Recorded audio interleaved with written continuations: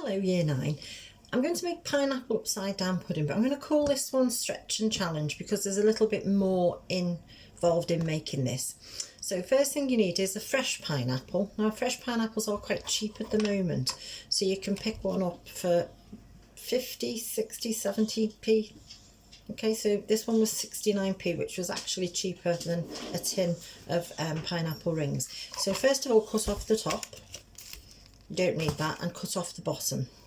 And then you're going to cut all the way around the outside, and you're going to take all the skin off and as many of these little brown bits as you can. Okay, so you end up with a pineapple that looks like that. Just going to trim that to there a bit. And then what you do is you cut it into slices. So turn it on its side. Because it's fresh pineapple, it's not cooked. The tin pineapple is cooked in the tin when it's processed. So make the slices maybe a little bit thinner, about 1 centimetre, and cut down. And then what you need to do, just do 4 for now. In the middle of the pineapple is a core that is actually quite tough. So if you've got a little cutter like that, you can take it out. If you haven't got a little cutter, don't worry, just use a knife and you can actually see it's quite visible, it's darker, just cut it out. Okay, so that's one of the first things I want you to do. The second thing you need to do, set your oven. It needs to be gas mark 3, 160, 170 degrees, and make sure it is preheated. And I would use the middle shelf, maybe just above the middle. Doesn't matter if it's a fan, obviously, because it's the same temperature all around, but it just means that if it rises, it's not going to hit the top of the oven. You need a tin. I've greased it, and I've lined it with a piece of parchment paper or greaseproof paper, and I'm going to now, you don't need to grease over parchment paper, but if you use greaseproof you do. And then what I'm going to do is I'm going to put a couple of tablespoons of golden syrup into the bottom of my tin. Now I'm using an 8-inch tin, so I'm going to use what we call a 2-egg mixture. So I'm going to use 2 eggs and 100 grams of sugar, margarine or butter and flour. And I'm going to use the traditional creaming method. So with this method, you don't actually use any baking powder. So with the back of your spoon, just spread your syrup around. And then just put your spoon to one side because you're going to need that later. Put one of your pineapple rings in the middle, and then cut the others in half and arrange them neatly. You can, you can arrange them however you want really, but this is how I quite like to arrange the pineapples. It's entirely up to you though. Okay, and then you're going to use some glacé cherries, and you're going to put the cherries around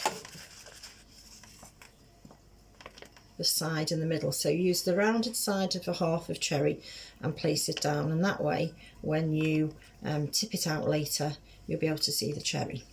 Right, so this work we're doing today sort of carries on from what we've done on trying to reduce sugar. And I know you're all going to say, oh, that's got loads of sugar in it, miss, but it's actually, we know how much sugar is in this. We know that, you know, we've added 100 grams of sugar and we've added 2 tablespoons of golden syrup. So we actually know how much sugar's in there, but very often in a mixture we don't know.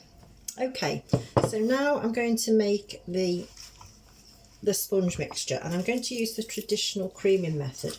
So in school you've probably only used the one-stage method, so I'm going to use a more traditional method. So the first thing I need to do is I need to sieve my caster sugar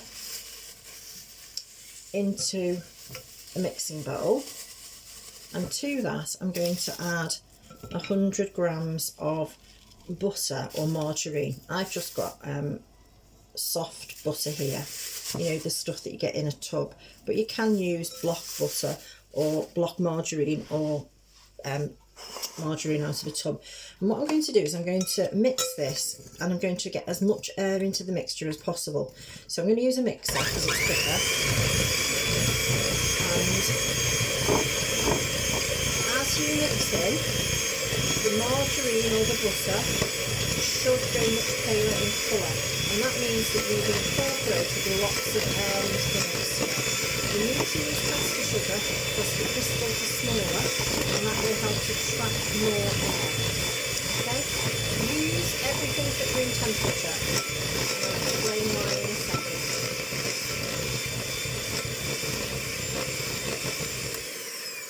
Right, so you can see now that that's much lighter in colour. So the next thing you do is you need 2 eggs, break them into a little basin and give them a bit of a whisk with a fork. And then very, very gradually you're going to add this egg mixture to the sugar and the butter. So a little bit at a time and mix it in. Now you need to have everything at room temperature, because if the eggs are cold or the butter's cold, as soon as the eggs hit the butter will solidify and all the air will escape, and we call that curdling.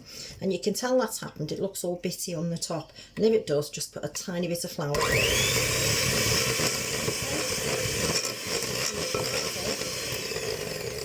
And then I'm going to add a bit more.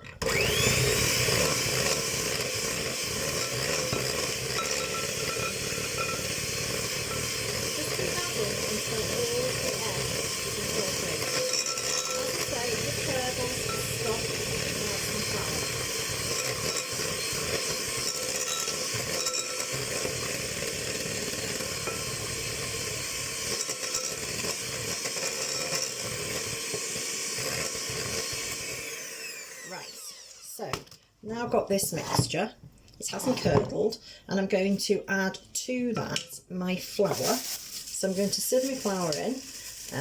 This mixture is very, very dependent on getting air into the mixture. So we've sieved the flour, we've creamed the fat and the sugar, beaten the eggs in, and all of that is going to get as much air in as possible.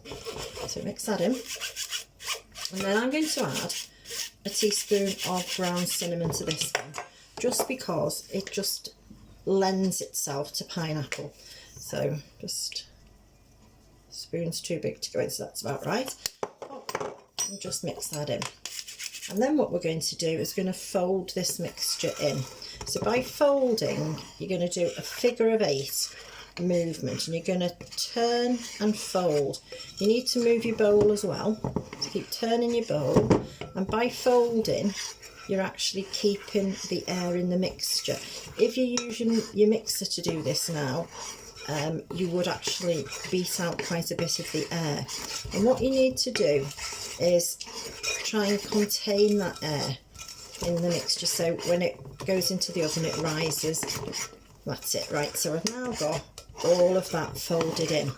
Okay, so you can see that, and I'm going to then just add that to the base, to the pineapples, and just literally, if I just move that across, if you just spoon the mixture on, and you can see that mixture hasn't curdled, it doesn't look it doesn't look as if it's got little lumps on it, so it's nice and smooth, and that hopefully will rise really well. So you can use a spatula to scrape all the bits out. So that's pineapple upside down pudding, but with a bit more stretch and challenge in it. So you can have either a go at either of them, but obviously if you want to get exceeding, we need to see more skill. So you could use tin pineapple, but do the traditional creaming method. So that goes in the oven. It takes about half an hour. When you take it out, it should be well risen. If you press the top, it'll spring back and it'll have shrunk away from the edge. Leave it to cool, and then when it's cool, tip it out onto a plate. Enjoy.